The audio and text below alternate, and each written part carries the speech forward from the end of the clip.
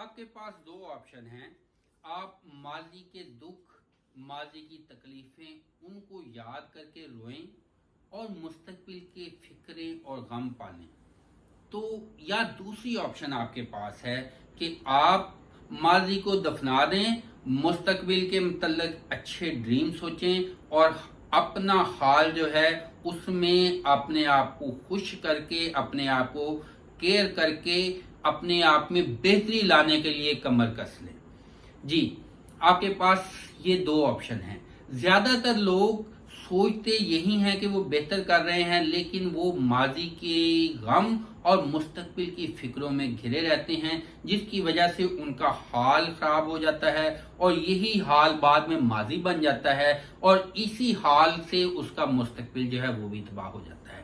لہذا اگر آپ اپنے بچوں کا اپنا حال، ماضی اور مستقبل بہتر کرنا چاہتے ہیں تو اپنے حال پہ فوکس کریں اور مستقبل کو پلان کریں اور ماضی جو ہے اس کو دفنا دیں، بھول جائیں.